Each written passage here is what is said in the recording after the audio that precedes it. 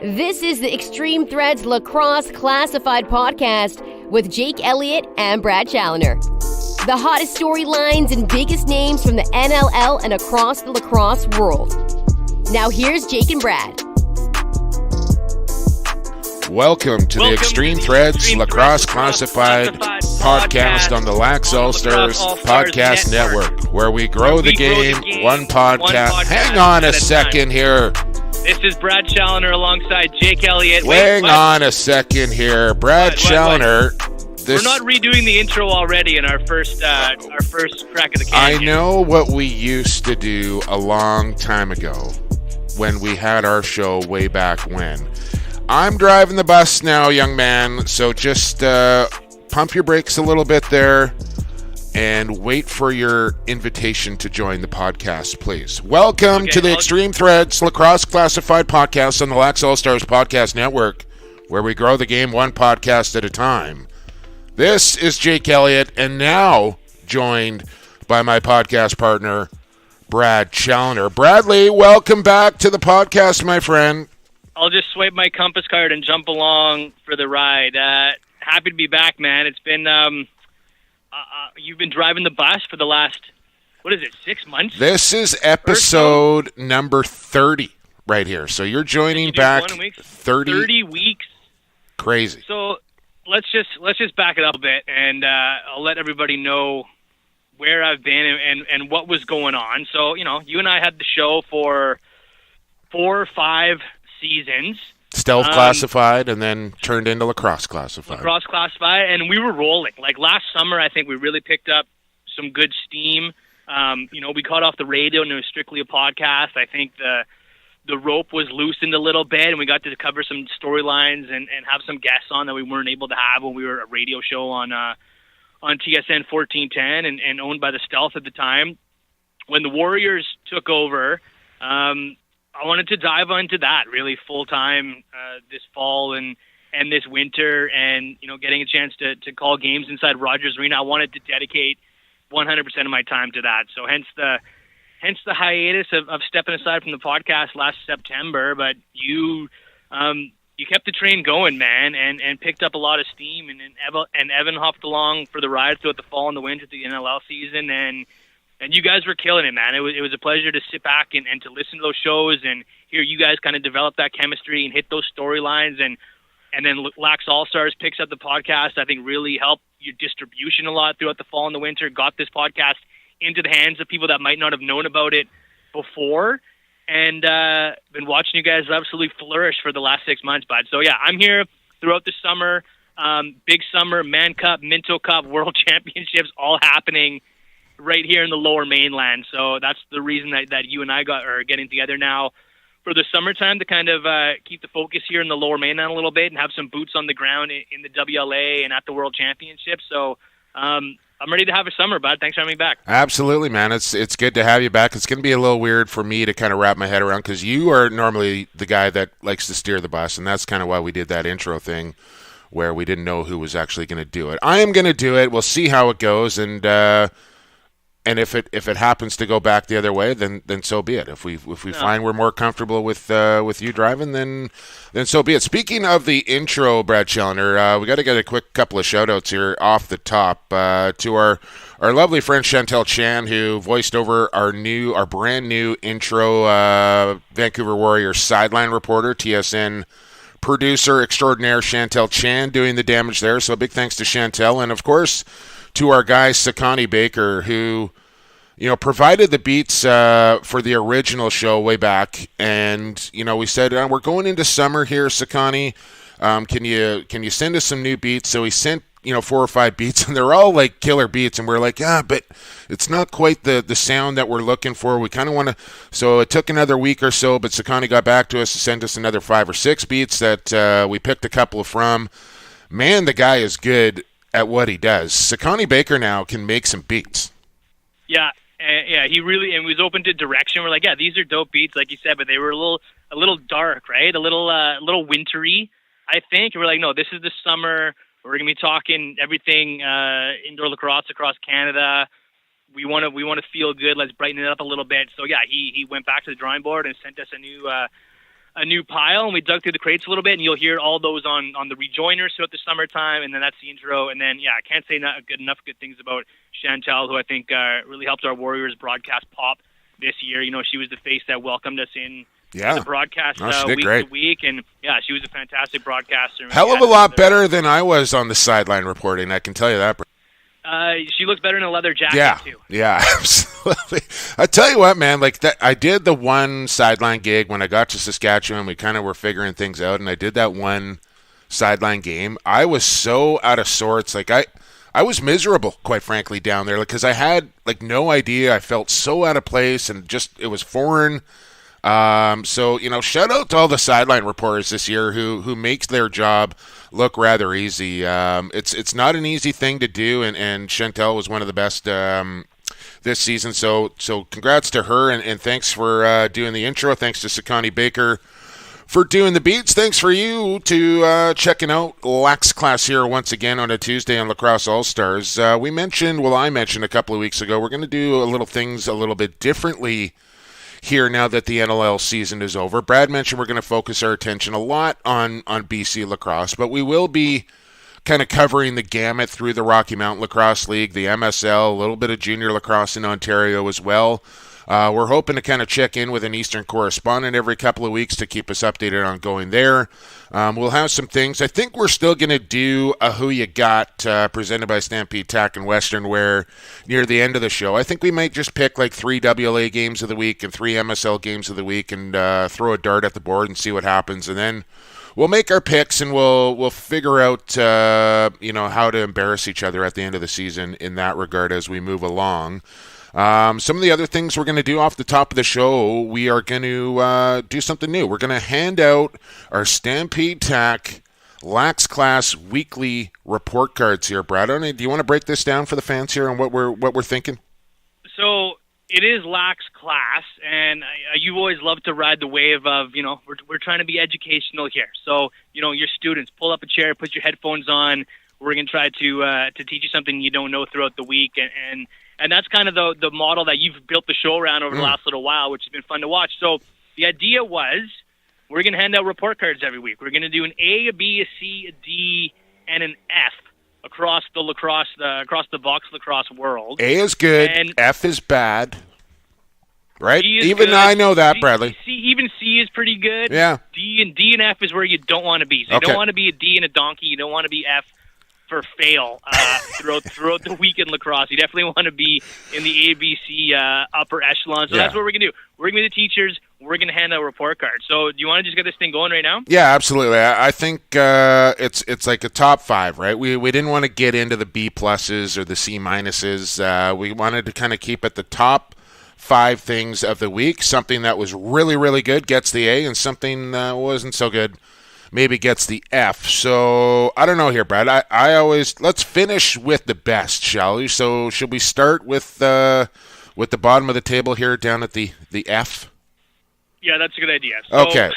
This is a tough one, and it's calling people out and giving them an F is not going to be an easy thing for us, but it's something, hey, we got to do. It's part of life. Our F this week, unfortunately, goes out to the Langley Junior Thunder, and I don't want to take anything away from the Delta Islanders, your boys out there, Bradley, in the Flatlands, because I think they deserve some credit here. But Langley and Delta actually hooked up with a trade the previous week. So this was kind of the first meeting between these two teams since the trade, and the guys that got traded from Langley to Delta really made an impact, in particular Ty Ewan. But what really kind of gets the letter grade here for Langley is they had a 5-goal lead in the third period with about 13 minutes to go and let that slip away as Delta ties the game with 8 seconds left. They go on to score 3 more straight in overtime. Langley finally breaks the 8-0 run. But the Delta Islanders upset the Langley Thunder, and if you're Langley with hopes and aspirations of getting to the Minto Cup, they got off to that great start. If you remember, Brad, 6-1, I think they were out of the gate under Dane Dobie. They've scuffled a little bit here, and this loss against Delta has to be concerning, giving up a 5-goal lead in the third period like that and then losing in overtime. And this could be this could be an F for the Langley Junior Thunder. This could be an A or B for the Delta Islanders to pull off that win, depending on which way you fill your glass and how you look at it. Absolutely.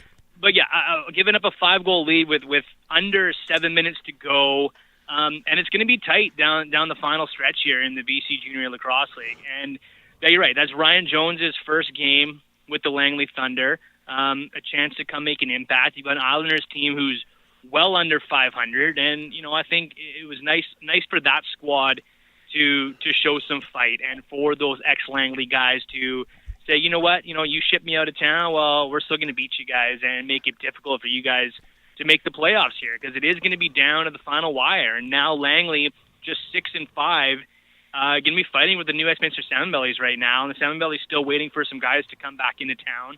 That roster is only going to get better and get a little bit more improved, so it's going to be a battle, with the way the Nanaimo Timbermen, we'll get to them in a couple seconds. You can imagine they might be up on the report card list here, but the way Coquitlam's going, they're always going to be there. The way Nanaimo is going, Victoria's looking good this year. Bellies are always going to be in the fight, so that's a big loss for the Langley Thunder, whose schedule doesn't get any easier here coming down the stretch too. So, they don't want to be on the outside looking in with the Minto Cup in their backyard. Oh, man. Langley Thunder need to turn some things around, and that was an ugly loss last week for our first report card F here on Lacrosse Classified. Yeah, speaking of our letter grades here, they are presented, by the way, by Stampede Tack and Western Wear, your complete source for boots, hats, belts, jeans, anything country. I know you're a big fan, Brad. They ship Canada-wide, located in Cloverdale since 1967. Online at stampede.ca, where shopping online is still shopping local. Langley gets the F, and speaking of losses, tough going there in Thunder Country. Not only did they lose that game, but this happened about a couple of weeks ago. They lost their leading scorer, Nathaniel Koneznikov, and reports not good. I don't know how long he'll be out, whether it's the season or whether there's a chance for a comeback there, but they'll really miss the cause. And then on their senior team, more bad news for Langley Thunder as Tyler Pace goes down in practice, and I think with a broken ankle, if my reports are correct. And I don't know how long the recovery process is for that. Sometimes a break is better than a sprain. But two huge losses to two offensive righties, one on junior, one on senior, and Koneznikov and Pace. That's tough going there for Langley, and hopefully those guys can recover quick enough to get back into the lineup before season's end. So Langley Junior gets their F. Hopefully they do a little better next week. D, let's move on to D here, Bradley. Do you want to take this one? Yeah, D, what do we say? D was for Bellies. donkey, or D is just for, making mistakes this week. And the Bellies get a game disqualified for dressing an ineligible player in Cam Garland and have to move in to the loss column. They could have they're 1-2 now to start this season. They could have been 2-1, but get a game taken away for dressing an eligible player. Not the first time it's happened to the New Westminster Salmon Bellies over the last couple of seasons. So I'm not sure what's going on with the player card story there and the rule book there, but every game means so much here in the Western Lacrosse Association. Well, yeah.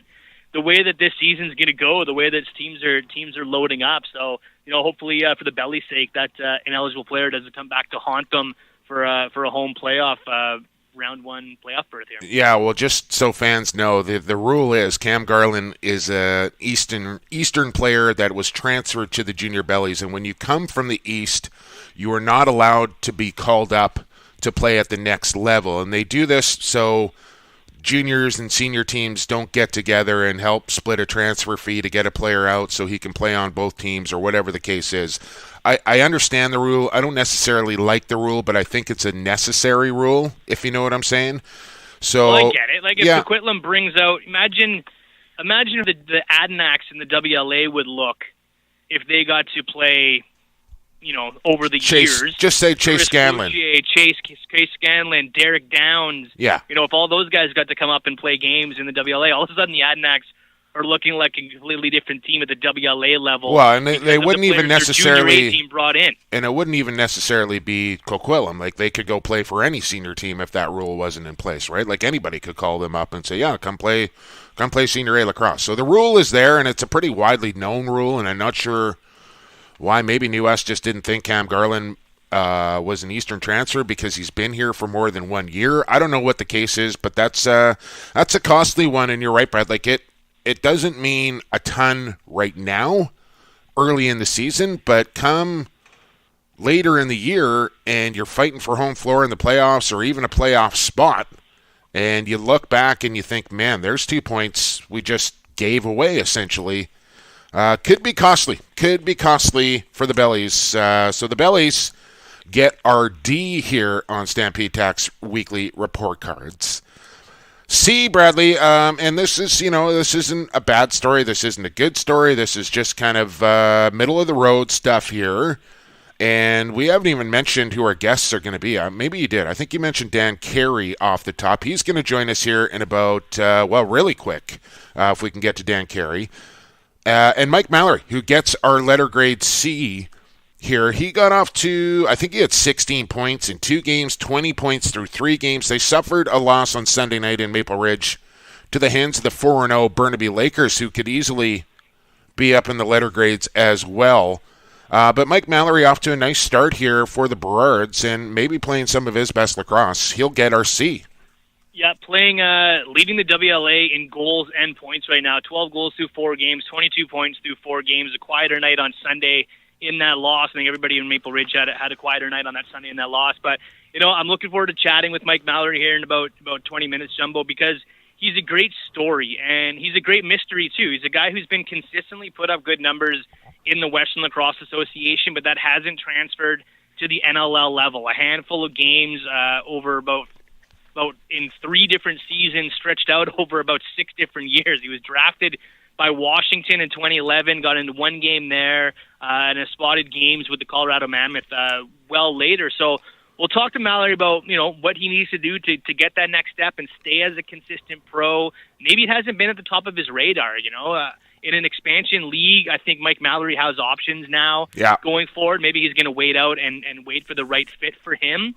But, yeah, he's our story this week. We're going to chat to him because, again, when he early season the WLA before, some of the big guns arrive home from the NLL and with their championship rings and that, Mike Mallory is always there. He plays a full schedule, and he puts up numbers as an offensive righty. And I think, maybe a few years ago you could have made the case that Mike Mallory got pushed around a little bit, and it took him a little while to develop to the player he is. But year after year, when you look at the Maple Ridge Burrards and, without Curtis Dixon and without Ben McIntosh, their best righty year after year is Mike Mallory. So nice to see him at the top of the scoreboard again in the dub, and looking forward to chatting with him in a few minutes here. Absolutely, me too. And we gotta move along here, but just wanted to throw in, Mike Mallory actually got in a scrap on Saturday night against Ryan Ishikawa, who's no small man, and Mal handled himself quite well. Rare Pit Meadows product as well for Mike Mallory. So he gets our C. 2 letter grades to go. B is next, and it belongs to one Jeffrey Teat, who made his Senior A debut in those horrific Bug Juice jerseys. Brampton BJs. I mean, you honestly... I mean, they are just horrendous, Brad. You can't even read the numbers on the back of the jerseys. But anyways, Jeff Teat comes... Can I just throw out there, too, that Bug Juice isn't even available in southwestern Ontario yet? I thought it was can. Just we couldn't find the succulent nectar here in BC. It's also not available in Brampton. So No, I don't know if there's some FDA regulations or what. But apparently they're not just a sponsor. They actually own the lacrosse team there, along with the Senior B team. So and the Cedar B, Owen Sound, North Stars. But yeah, what a debut for 5 Genos. Jeff Teat. 4 goals in the first period. Yeah. Welcome to Major Series Lacrosse, Jeff Teat. He gets 1 more in that game. He ends up getting blanked in the second game against Peterborough, but, what a debut. Going to be the first overall pick in the NLL in 2020, so we're another year away from Tank for Teat. Will be the story this time a year from now if there's no expansion. Man. Yeah, he just continues to impress whatever jersey he's wearing, whatever level he's playing at. He just makes it look so easy. Player. I don't think, as far as the first overall pick, change your franchise forever. Yeah. There of the last 10 Stotts, years, like Mark Matthews, Lyle Thompson, and it's going to be him. He's going to be one of every 5 year kind of guy that comes around, and generational talent, and no surprise that he had 5 in his first game. Yeah, I mean, he can shoot the lights out of the lacrosse ball, but for me, the biggest asset for Jeff Teat is his vision.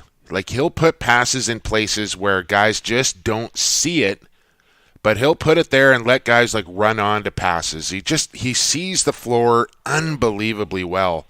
But and for me, usually something that comes with more experience. Yeah. You know, like when you think about the best feeders in the NLL, they're the deep vets. They're Garrett Billings and Dan Dawson and Dane Dobie this year. Josh Sanderson. Feeding game up a little bit. Josh Sanderson. But those guys were all setting records like late into their career. Sean Evans. The feeding ability this guy has at 20 years old is freaky. Yeah, pretty scary. And, Jeff Teat's going to go number 1 in 2020. A guy that might go number 1 in 2019 was his running mate in Clark Peterson, who had a nice performance in his PLL debut and really had a monster Minto Cup last summer as well, especially when Teat was out for that game. Peterson was really the guy that came in and lit it up. Like, I think, if I recall, led the Minto Cup in scoring. He is a player now. That guy goes hard in the paint, and he's got a bunch of talent to go along with it. I really like Clark Peterson's game, and he's going to be a high pick. We got to get to Dan Carey here, Brad, but we got one more letter grade to hand out here on Stampede Tack's weekly Lax Class report card. And the letter A letter grade is going to go out to the Junior A Nanaimo Timbermen, Brad Challoner, who beat the Coquitlam Junior Adnex, the defending Minto Cup champions, twice, back-to-back. I don't think it's ever been done. I don't think it has either. I put it out on Twitter that I'm going to go out on a limb and say it's never been done, and no one really debated me on that stat. You know, this is a team that, I think when they came in the league in 2002, they were 0-21.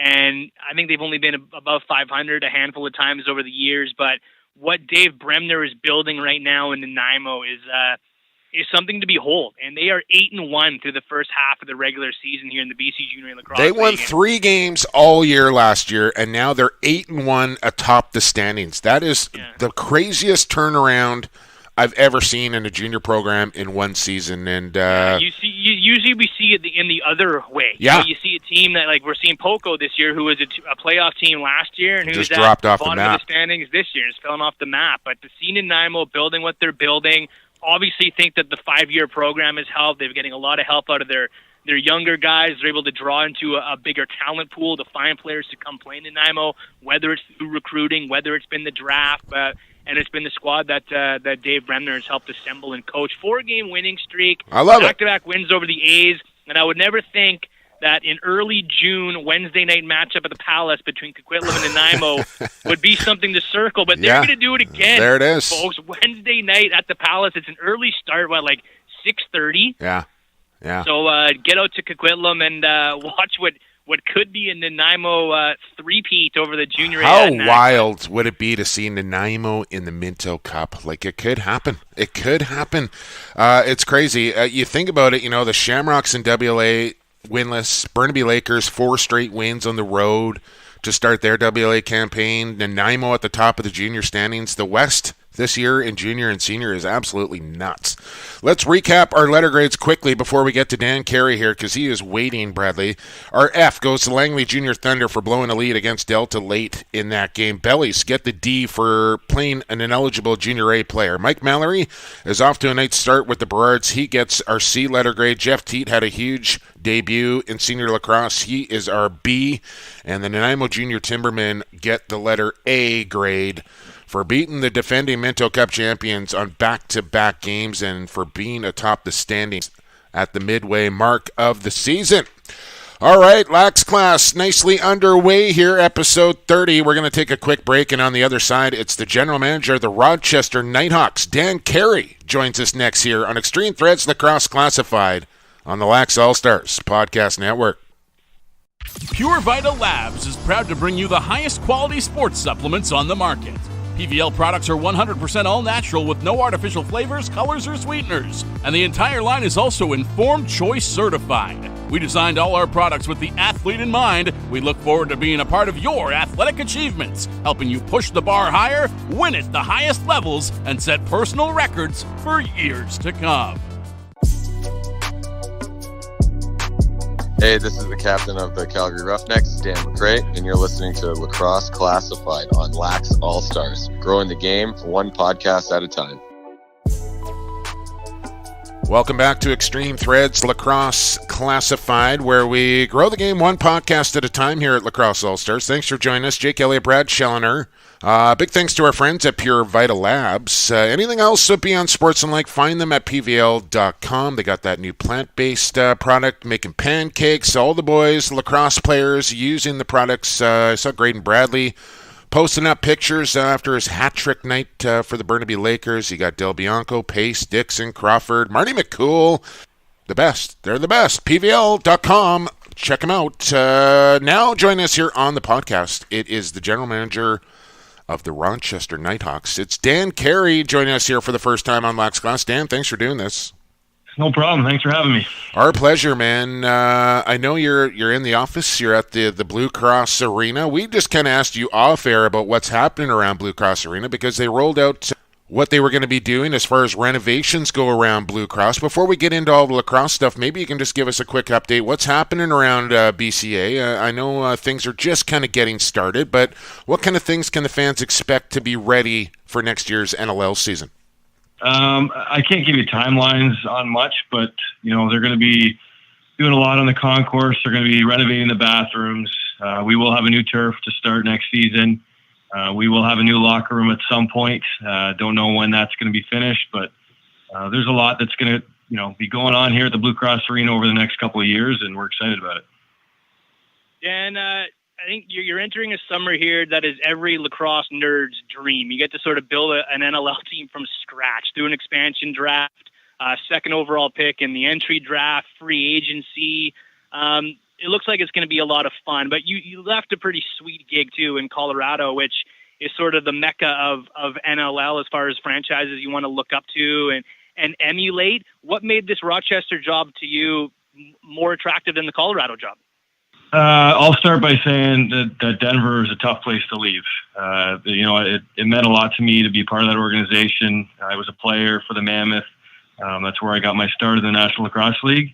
And that organization, meant and means a lot to me.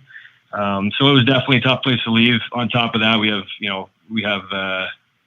there was such a great fan base there in Colorado. And the city of Denver itself was a great place to live. But myself and my wife are from the East. I'm from Peterborough and she grew up in Buffalo. So we get a little closer to family and friends here back in the East. And just the opportunity to start a team from scratch and to go through the expansion process was something that I felt was very valuable to me and appealing and something that I just, I couldn't pass up when the opportunity presented itself. So, as much as it was a great situation in Colorado, and that organization means a lot to me. This is my new home, and this is the organization that I intend on hopefully being here for a long time and doing good things here in Rochester. Yeah, to start a team from scratch has got to be a real salivating opportunity. And we saw it last year, Dan, that, San Diego kind of went one direction with youth and tried to build from the back end out, where Philadelphia went with some older players and tried to build around their offense to kind of start in their inaugural season. I'm sure you got a game plan in place. I don't know if you want to share it with us or not, but do you have an idea on what you kind of want to do when it comes to expansion? Are you just going to be picking the best player available when their opportunity comes, or are you going to try and pick guys designated for specific spots? It all depends on the list. I've had, multiple discussions with other teams, and I think there's some teams that are probably getting close to their list that they'll have, come the end of June, but it all depends on what players are available. And I can see a mix of both. I think in order to be competitive early on, you're going to need some veteran guys and guys that have, had success in our league. But also, an expansion team, we want to build for the future and be competitive long-term and short-term. So I think there's going to be a mix, but that's going to be, it's yet to be seen without these lists coming out. We're not going to know until teams submit those lists. So, I think looking at the potential players, we can have a competitive team right away.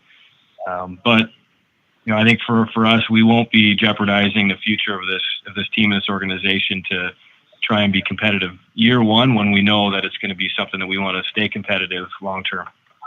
Dan, we saw a pretty friendly expansion draft last time around where San Diego went with all players from the Western Division teams.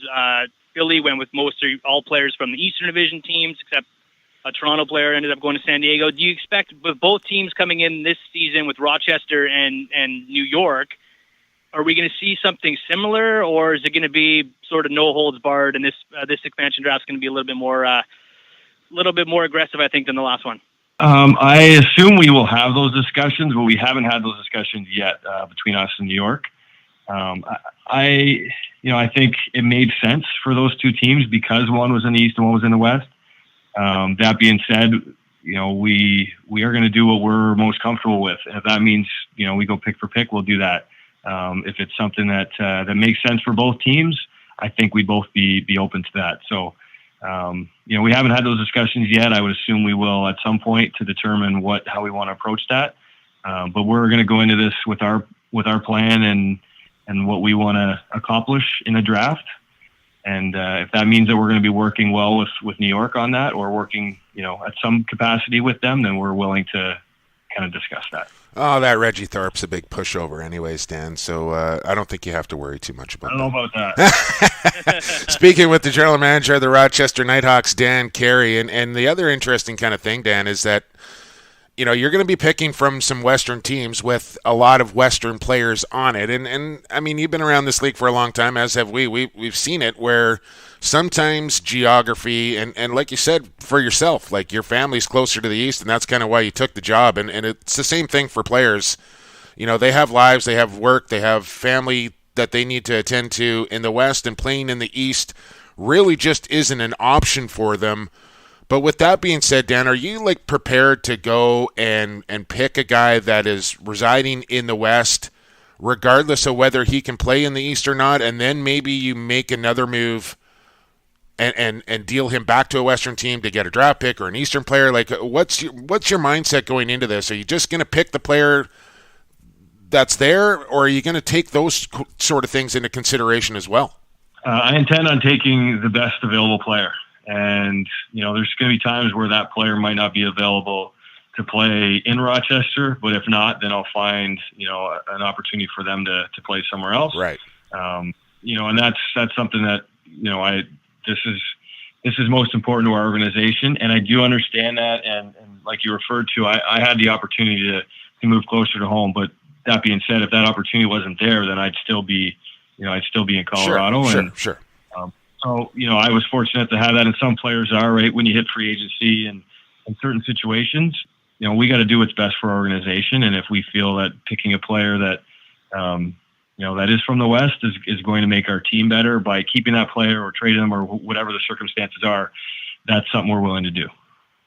Yeah, and it's something I've always wondered as well. When the expansion lists actually go out and you can see who's available, is there any interview process with potential picks, or are you just thinking based on what you know and what you've heard from maybe scouts or playing with and against guys, what they're about? But I'm saying, do you interview potential expansion picks? If there's 5 guys from Vancouver you've got your eye on, how do you pick one? Yeah, I'll be definitely interviewing players. So, we go through this process. We'll have a list of available players, and I'll have all their contact information. I intend on reaching out to the majority of them. There's a lot of players that I see potentially available that I already know. There's some that I've been involved with in different capacities, but there's also some that you get a good sense for who they are as players and teammates through other people as well. And that's scouts, that's, anybody you've worked with in the past as well. So I think that's something that, is very important to me to make sure that it's the right fit and the right individual, outside of their stats and their ability on the floor. Couple more minutes here with general manager of the Rochester Nighthawks, Dan Carey, and you, along with the Bagula family, unveiled the new logo, the new team color. Now, Dan, I gotta say right off the top here, Rochester, the Nighthawks have always been synonymous with the purple and teal, and you guys have gone away from that, and I'm a little, I don't know what the word is. If it bothers me a little bit. I'm going to be quite frank with you that you've gone away from those colors. I kind of get it. It's a new team. I don't know how their fans in Rochester are going to feel about it, but I like the new look, the new colors, but that purple and teal now, that meant something to me. I don't know how you feel about it, but just give me your thoughts on the new logo, the new colors, and how excited you are about that. Yeah, I'm really excited. I feel it's strong. I feel it's got it's new, but it feels like it's got one of those classic looks to it. And, we've got a really good idea of what our jerseys are going to look like. And I think it really looks, it looks like something that I'm really excited about and proud to be a part of.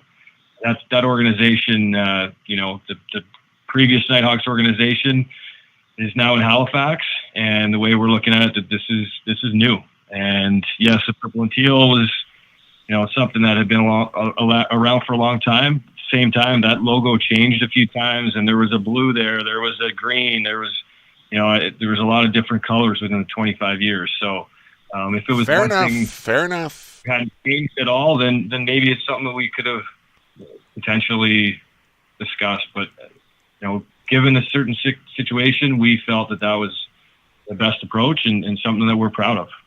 We talked about the expansion draft, but you got yourself a pretty good pick in the entry draft as well. It's, starting off at number 2 in a draft that, I think Jumbo and I have kicked this around before. There's not really a clear consensus number 1. I think maybe Clark Peterson is starting to jump out a little bit based on what we saw from him this weekend. But like Rylan Reese, Tyson Bomberry, Tyson Gibson, all names that could be sitting there at number 2 for you, Dan. Anybody really jumping out at you right now and someone you're really hoping to get there? You know what? It's at this time, it's hard. It's hard to have those discussions, and you don't want to give too much. But you mentioned a few names there. There's a couple more that you didn't, and I think this is going to be a great draft this year. There's going to be a couple really good picks. Those top 2 picks will be pushed for a long time in our league. We've got a good group of defenders this year and a great group of offensive players as well. So just excited to see how the summer plays out with guys contributing to their summer teams and watching a lot of lacrosse and watching those guys specifically. So nothing yet. We'll have a really good idea, come the end of the summer and be happy with where we're at in that number 2 pick come the draft. Well, last one for me here too, Dan. Backbone of any expansion team going forward, and we saw this with San Diego this year, was who you can get in net. And, there's going to be a lot of good goaltenders probably exposed in this draft. There could be some free agent goaltenders out there. There could be any goaltenders entering this draft. Where do you think you can find a starting goaltender for your new Rochester Nighthawks? There's some goalies that are out there that I think are ready to play and be starters, and there's a good group of young goalies that a few of them came into the league over the last couple of years that I think are going to be long time goalies that'll have great careers. So that's something that, again, we can't give too much information on what direction we want to head, but it's obviously a big position and really important to have a guy that's able to help you out, season 1 and on. So we're come on, Dan. Just tell us who you're going to pick and goal. Just tell us who you're going to pick and goal. Come on, you can do it. Yeah. Not going to do it. Not going to do it. But you're comfortable that you're comfortable though that the talent is out there to find someone that's going to because to me, like the goaltending position, Dan, that's where I worry about expansion a little bit, because you got to have 2 on every team. But I think there's still enough quality starting goaltenders out there to fill a few more franchises. Yeah, I agree. And like you mentioned, San Diego, that they've got a world-class goalie that came in and was able to play for them and help that team succeed this year. So, it's always a struggle to find that guy, especially for expansion teams. But, it's just one of those positions that it's an important position, but so is every position on the field. So it's something that we're really, really watching and considering, every aspect of it and every opportunity that we have to find a guy that's going to start for us long-term and short-term. So nothing to report yet, but obviously we know the importance of that position. Well, another position that's extremely important is the general manager position, Dan. And you are the boss for the Rochester Nighthawks. Best of luck at the upcoming expansion draft and your inaugural season there with the new K-Hawks. Appreciate your time here on Lacrosse Classified, and hope we can catch up sooner than later. Great. Well, thanks for your time, guys. Appreciate it. Appreciate you. That was Dan Carey, the general manager of the Rochester Nighthawks, Brad Challoner. And Dan, a real special player back in his day, and his career got cut short because of some concussion problems. But he's turned that playing career into now a management career, and going from Colorado to Rochester, a real bright future ahead for Dan Carey and those Nighthawks. Yeah, and he's got the Peterborough connection. So I wonder what's the highest ranking Peterborough player this upcoming draft, because that could be a nice juicy player sitting there at number 2. But yeah, the first time I saw Dan Carey play was the 2007 Mann Cup in Coquitlam with John Grant Jr. and Tracy Koleski and Scott Evans and a young Sean Evans, and he was a real spark plug on that Mann Cup team. And I know that all of his players and guys who know him and have worked with him and respect him. And you mentioned the importance of the general manager, but he's surrounding himself with a good cast there, too. As we found out this week that our buddy Ripper, Craig Rubinski, who's the media guy and the play-by-play voice of the Nighthawks all these years. Yeah. We didn't know if he was going to go up to Halifax. We didn't know what was going to happen, but Ripper's going to stay on as the director of lacrosse operations. I know, so 20 years in the booth there for Rip. I don't know who the new voice of the Rochester Nighthawks is going to be, but I don't think it's going to be Craig Rubinski anymore. I think he can do both. If there's anybody that can do both, it's Craig. Yeah, wow, I think he's not. I don't think he's hanging up the mic quite yet. Okay. I don't know. The one thing we didn't even ask. A nice hire though. There's is there anybody left in Rochester that knows more about Rochester than he does? So that's a wise Rochester. move. And congrats to our buddy Craig. Yeah, absolutely. I sent Rip a text actually to get Dan's number and said congratulations on the promotion. Didn't ask him if he was going to continue to call games. And one thing we forgot to ask Dan, Brad, is what's going on with the coaching staff. We didn't ask him about getting a coaching staff in place. You got to assume that he'll do that before the expansion draft, so he's got somebody to talk to at the draft table and decide what players he's want to pick. Hey, we got to get to break here, man. We got Mike Mallory waiting for us on the other side, so let's do that quick break here on Extreme Threads Lacrosse Classified, and then it's number 8 for your Maple Ridge Burrards. Mike Mallory on the other side. Keep it locked right here on the Lacrosse All-Stars Podcast Network. Associated Labels and Packaging is in the business of creating first impressions. They'll help you reflect your company values accurately by offering solutions that fit your product needs. With the latest in printing technology and over 35 years of experience, Associated Labels and Packaging is the perfect fit for your company to take your labels and packaging to the next level.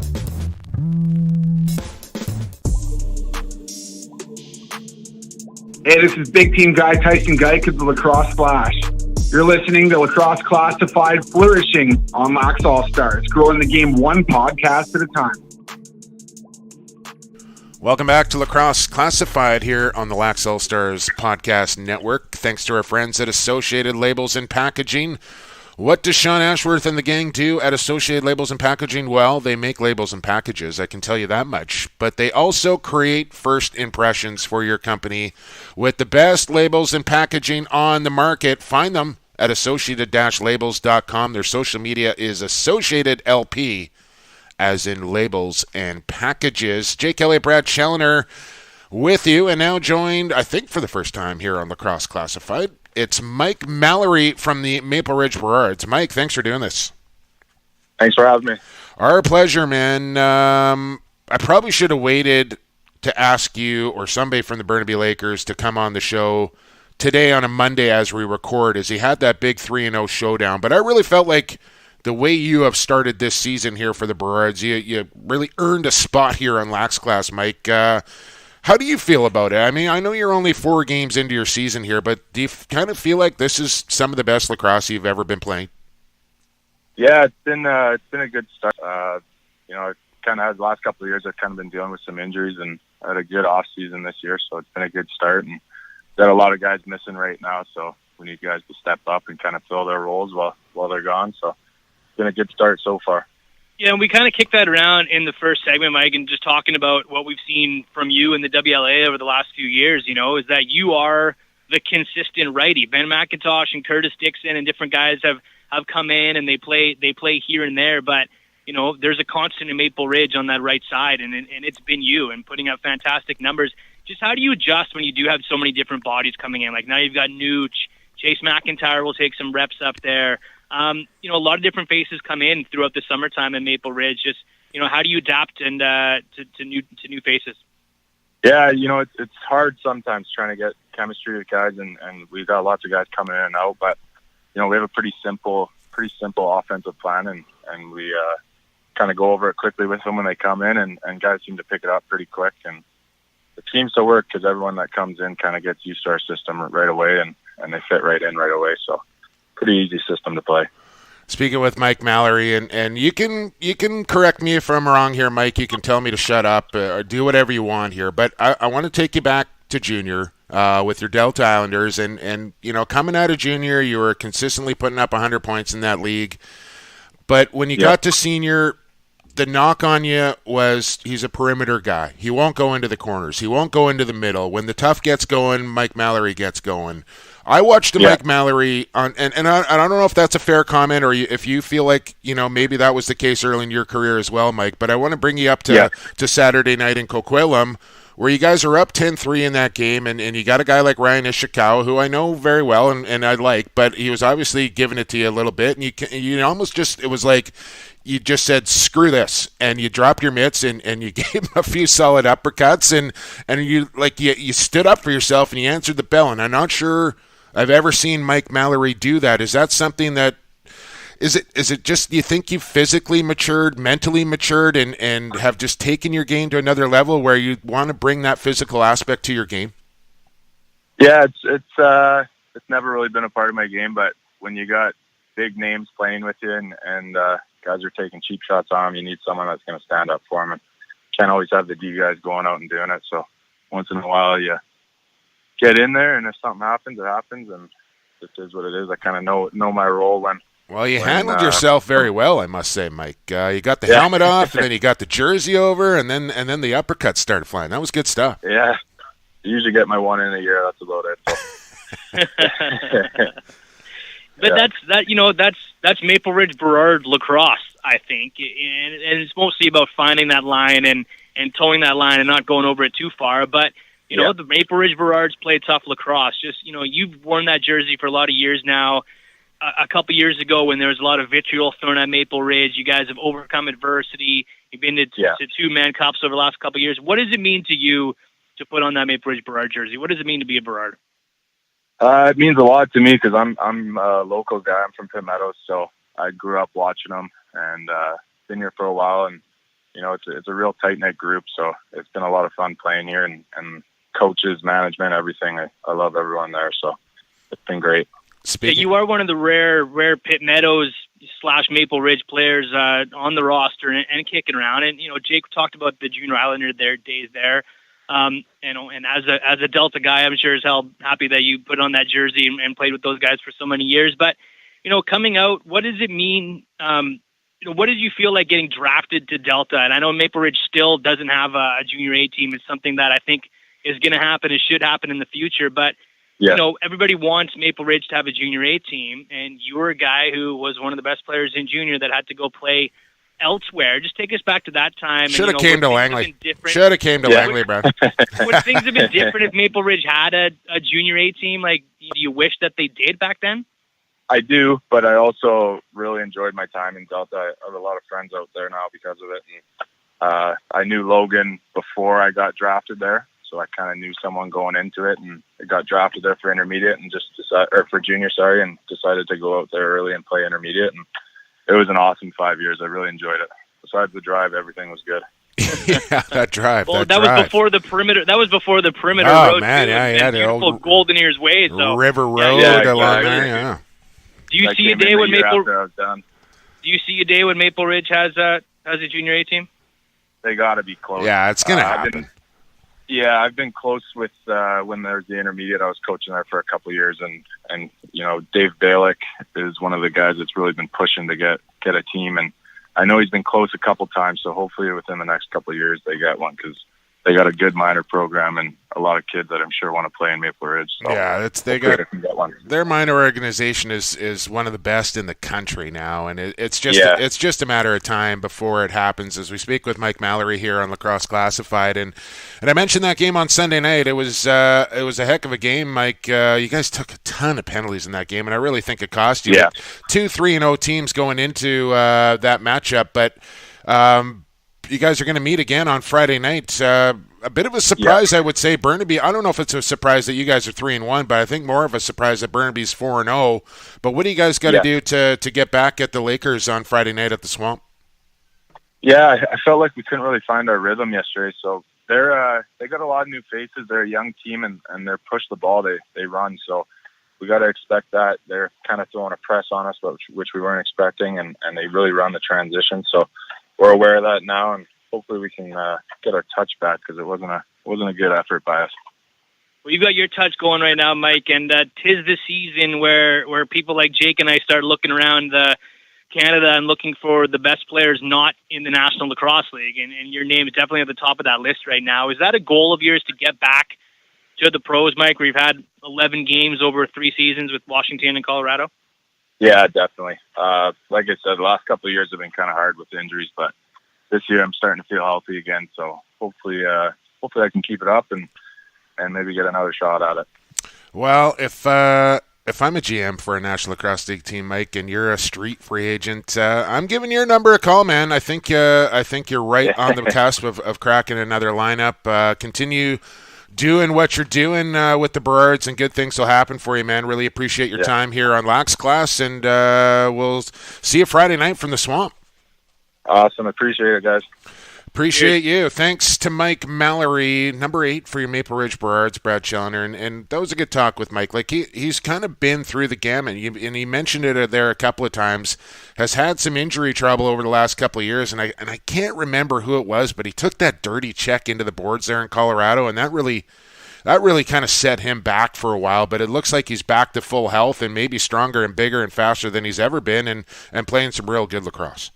You know, and he's got different dimensions to his game, and he's paid his dues. He's been on 2 different practice rosters. He's had a cup of tea in the summertime. You know, in May and June, he's the best righty for Maple Ridge, and then come July and August, he's setting picks and playing a great 2-man game for Curtis Dixon and Ben McIntosh. So he's done a little bit of everything. You mentioned he's healthy. He's got a little bit of more grit to the inside part of his game, and 13 teams in this league.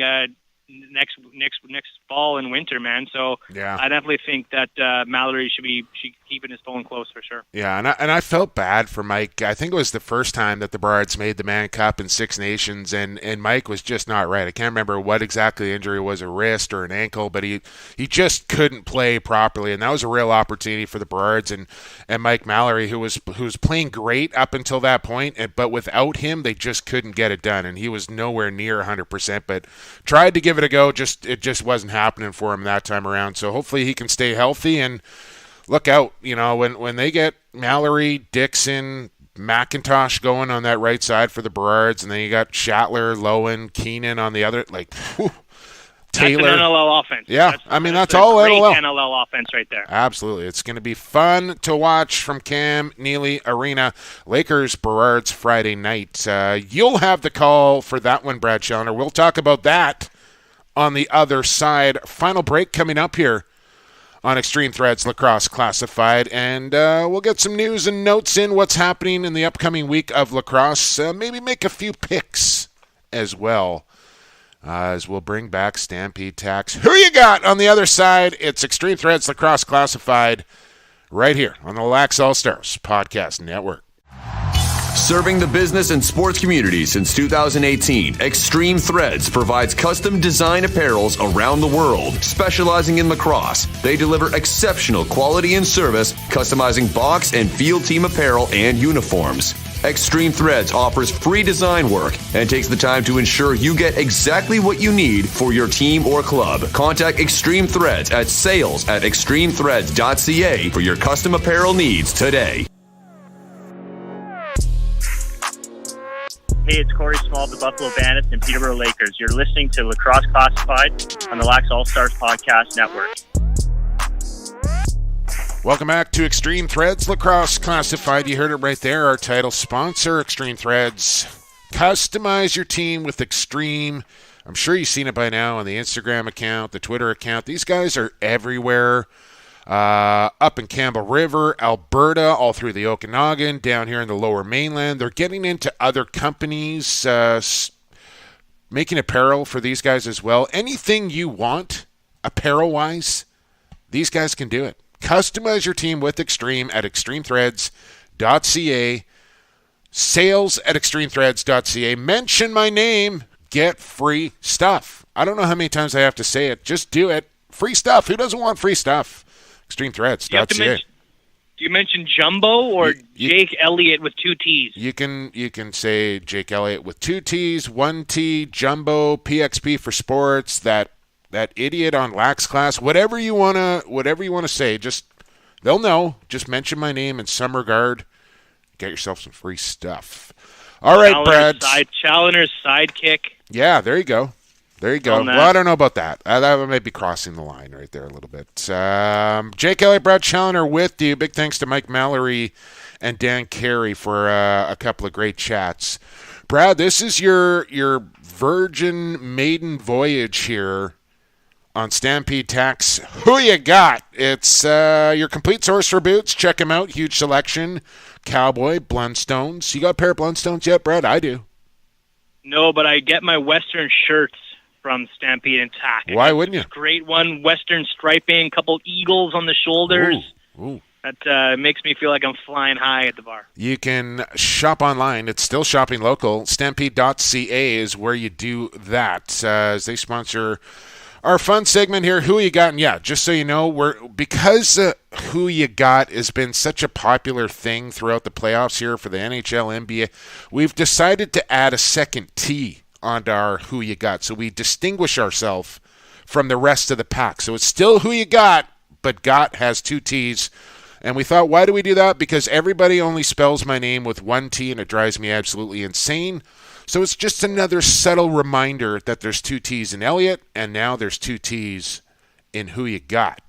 All right, Brad, we've decided on Who You Got for our summer season here, and we may incorporate the World Championships, Team Canada games when it comes around to it, just for fun. I don't know. But for right now, we are going to pick 1 game from each league to make our pick. So the Rocky Mountain Lacrosse League, Ontario Junior A, BC Junior A, MSL, Major Series Lacrosse, and the Western Lacrosse Association. That makes up 5 different leagues, 1 game from each league, kind of the marquee matchup of the week, and we'll make our picks. We'll track them throughout the summer, and then we'll figure out how I will embarrass Brad at the end of the summer here. Okay, Bradley, are you ready? Ready as I'll ever be. All right. We'll follow along on this maiden voyage. I know you and Evan have done a great job, and I've listened to it every week, so happy to be a part of it. There's a lot of leagues to cover, so I think some of these I might just be literally flipping a coin. Well, it's not the first time that's not the first time that would happen. This might be like my wife filling out an NCAA bracket where you just sort of like fluke your way to winning. So, oh man, I'll make educated guesses and I'll make some random guesses. I don't know if your wife listens to the show or not, Brad, but throwing her under the bus like that is never a good idea. Yeah, we flipped a coin here on Who You Got before, so don't be shy. If you feel like you need to do that, it's been done before. Let's start in the Rocky Mountain Lacrosse League. It's the battle of the Calgarys here. And it's early in the season, but 0-2 Okotoks Raiders taking on the Calgary Mountaineers, or the Mounties, who are 1-1. Brad Challoner, who you got? Give me the Raiders for their first win of the season, getting into the win column. I got Okotoks. Now, I almost just want to ask, I know Evan's probably going to be listening to the podcast. I almost feel like I just want to ask Evan to track our picks for us as a listener. I don't know if he'll do that or not, so for right now, I will do it. But you are taking the Raiders, and just for fun, I will take the Mounties. So we have a different pick, at least one, right out of the get-go. Moving along into the Ontario Junior Lacrosse League, and marquee matchup this week in the OLA. 6-0, the Hornheads, the Orangeville Northmen. Rylan Hartley could be the next great goaltender. He's got his Northmen perfect so far. They will head to Whitby, the Iroquois Lacrosse Arena, and take on the 5-2 Whitby Warriors, coached by Colorado Mammoth offensive coach Sean Williams. Dyson Williams, his son, also on that team. Orangeville at Whitby. Brad, who you got? Give me the Hornheads. And speaking of Ryan Hartley, when we were talking to Dan Carey earlier, maybe that's a name that shows up somewhere. I think he's protected by San Diego right now, but they're obviously going to be protecting Frankie. I'm not sure where he finished on their roster at the end of the season, but that could be your starting goaltender for the reignited Rochester Nighthawks. Give me the Hornheads. I think I'm going to take Orangeville too, just because I know way more Orangeville people than I think I do Whitby people, although quite a Warrior connection there in Saskatchewan. But I just 6-0 is 6-0, and until they lose, I think I'm probably going to take Orangeville. So give me. Dyson Williams keeps turning up on a highlight reel on my Twitter feed for something different. Yeah. Whether it's outdoors or indoors, like once a week. This kid is going to be a gamer in a few years. Yeah, you watch out for the Dowick boys, Dyson Williams. Josh Sanderson's got a couple of kids coming through the ranks that are going to be studs as well. But yeah, Dyson Williams making waves for sure. So you got the Raiders, I got the Mounties. We both have Orangeville. Let's move into the BC Junior Lacrosse League now, Brad. Marquee matchup this week is the 8-1. You heard it right, 8-1 Nanaimo Junior Timbermen will make a trip to the Palace on Poirier to take on the 8-2 defending champion Coquitlam Adanacs, or Adanacs as you like to say, Brad. Timbermen against the Adanacs Wednesday. Brad, who you got? Give me the men in plaid. Ooh. Whoa. I think history is on the side of the Nanaimo Timbermen right now. They are being caught up in a swell of Pacific Ocean. And they will roll into the Coquitlam Adanacs and sweep the season series. Early start from the Palace on Wednesday night. Wow. Can't stop the Timbermen right now. They've never felt more confident than they do right now. And you take that in on the road on a Wednesday night where the boys are probably taking the day off work so they could get over early, feeling good about themselves. A nice day on the mainland. Give me Nanaimo for the sweep. Wow. That is a home run pick there, Brad. I just can't see it. I can't see it. I don't think the defending champs are going to lose 3 straight, especially on their home floor here. I think they're going to be some kind of pissed off. Give me Pat Coyle in a couple of days to make some adjustments after playing Nanaimo back-to-back games. They've all been really tight, but I think home floor is going to be the difference here for the juniors. And my man Reed Bowring might just be back in the lineup, and he is a game changer, the captain of the junior purple and gold. So give me Coquitlam. He's special. Yeah, he's an absolute weapon. Give me Coquitlam. So 2 differentiating picks with 2 games to go. Moving to the MSL, the big boys now, Bradley. And marquee matchup, always a good matchup. The Peterborough Lakers 2-0 in to Six Nations to take on the Chiefs at 1-0. Lakers, Chiefs, Brad. I'm surprised. Hang on. Brad, who you got? Give me the Chiefs at home, starting the season 2-0. I think they're going to be one of the class teams of major series this year, and their schedule just well behind what we've seen in the WLA. There's teams that have played like 4 or 5 games out west, and Peterborough has just played 2, and Six Nations played 1. So give me a fresh Six Nations Chiefs at home. Maybe Dylan Ward makes his debut for the Chiefs in that one. Good Peterborough team. But they barely got past Brampton the other night. They had to have a big third period to get it there. I don't think Paul Day was too happy with his team's performance after texting with him a little bit. But with all that being said, I'm going to go with the Chiefs as well. Is that a midweek game? That is a midweek game, if I'm not mistaken. Yeah, so Lyle Thompson could be there, which could be an absolute game changer too. So, yeah. Yeah, I never even thought about that. So we'll both take the Chiefs in that one. One more game to go here on Stampede Tax. Who you got? And we talked about it a lot here a little bit on this episode. And it's the return matchup. Burnaby got over on Maple Ridge on the road on Sunday night. They'll have the return matchup Friday night at the Swamp. You got the call for this one, Bradley. 3-1 Burrards against the 4-0 Burnaby Lakers. Who you got? Give me the Swamp Monsters at home. First home game of the season here. 4 road wins already. Eric Penny, Robert Church, and the Burnaby Lakers Friday night at the Swamp. My first time in the booth this season. My first time doing play-by-play since last August, I think. So I've got to dust off the old voice box. It's like riding a bike. It's like riding a bike. Yeah, I'll be color commentating myself. Yes. As we have to do the Vin Scully throughout the summer here in the WLA until playoff times roll around. But right. The way the Lakers are playing right now, they're dialed in. They've got a jump start on all the other teams right now, and they're feeling it. And we don't know what kind of bodies we could get back in the Burnaby lineup too. So give me Eric Penny, who's playing the best lacrosse of his life right now through the end of the NLL season and into the WLA season, and Robert Church, who, I think you said he's a man possessed. He has something to prove right now. The first time he's played WLA lacrosse in late May and early June in a long time, based on what his rush are doing, and with a full season of Robert Church.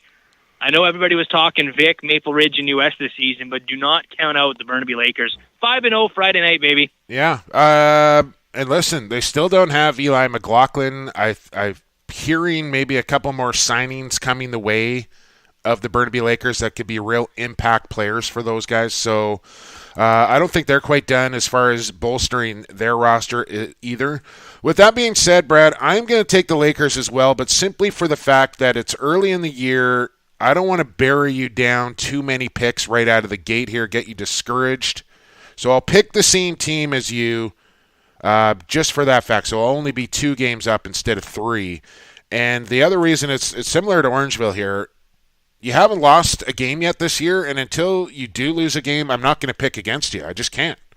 So Burnaby 4-0 out of the gate. They're going to be on their home floor. They just beat the team that they're going to be playing.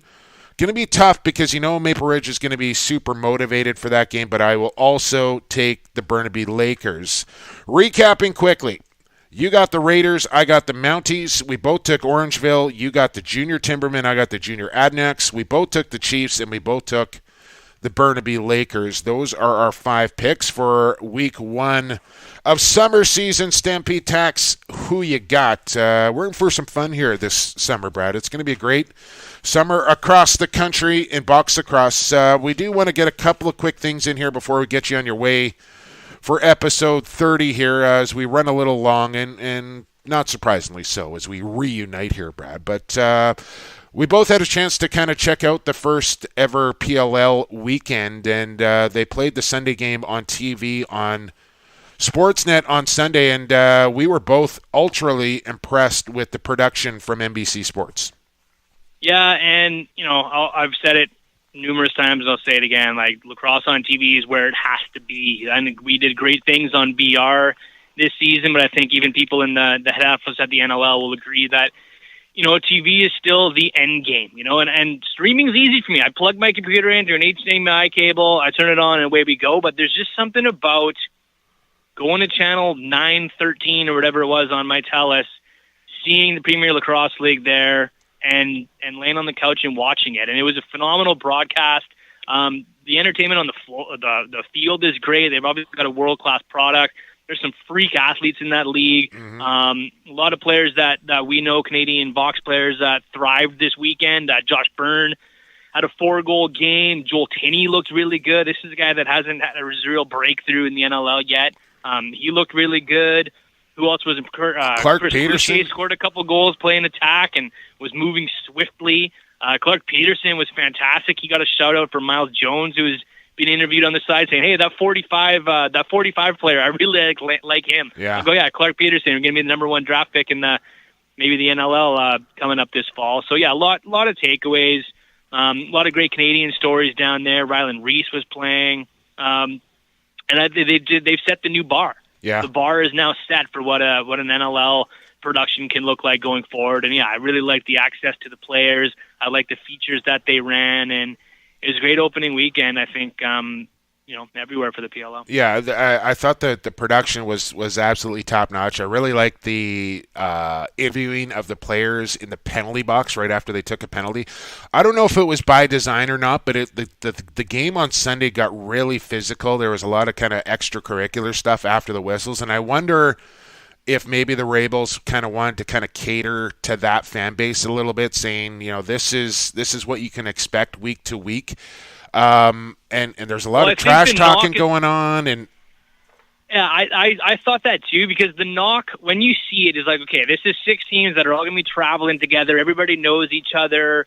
They don't like each other. Close. There is some rivalries. Where's the bitterness going to come from? It's so I think they've probably been told, ramp it up, ramp up the intensity. And you know what? You don't have to tell professional athletes to ramp up the intensity. Once the ball is on the field, it's go time, right? And no one cares. But I did like the physicality of that game. But it was interesting because I think it was at Unterstein or someone threw the punch at McCardle and missed him. Right. But the commentators during the game were like, "Oh, the league might look at that."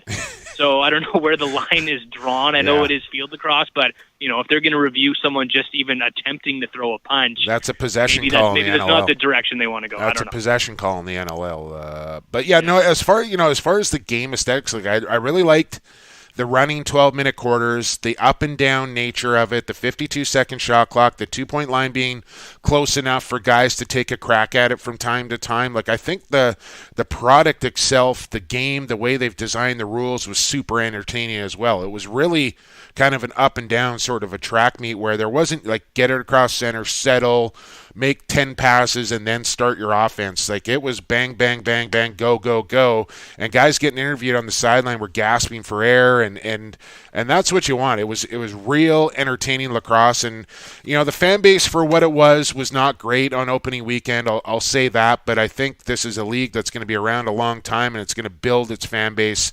And having it on TV like that is going to expose it to eyeballs that have never even seen the sport. So I think all in all, a very successful week, opening week for the PLL. And we'll keep an eyeball on that, but we'll keep our attention mostly focused on box lacrosse here on Lacrosse Classified. Couple of quick more notes before we get you on your way. Don't forget, webcasting for both the MSL and the WLA is available. WLA is at Play Full Screen, every single game available for you. And the MSL, they rolled it out last week. It was free for a preview.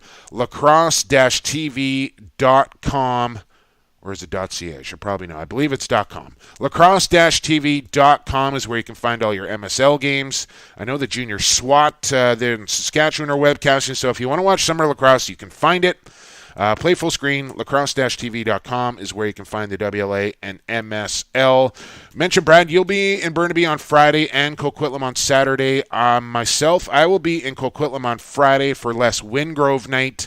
They've asked me to say a few words before the game on the 7th of June, so I'll be in Coquitlam for that, and then I will be in Langley for a 5 o'clock start for Timberman Thunder. You will be in Coquitlam for Lakers and Adnax, and we'll just kind of keep you up to date on what's happening as we go week by week by week. But episode 30 is now over, Brad. We did it.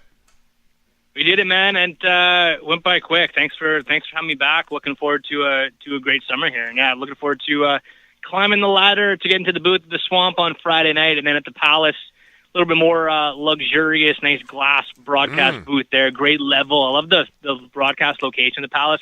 Sight lines aren't great. You got to lean through the glass to look over into the corners and that. But as far as proximity to the floor, you're in pretty good standing there, right there. And Maple Ridge can't get any closer. But give me the Langley Event Center any day. Love climbing the ladder at the Swamp. I just love being back in the barns in the summertime. This is what lacrosse is all about. It's what gets me going, man. So I'll see you guys around this weekend. Give me the LEC any day as far as the broadcast booth goes, Brad. I got my big comfy chair. You're it's air conditioned. Way too pampered up. You're way too pampered up there. Come on. I love it.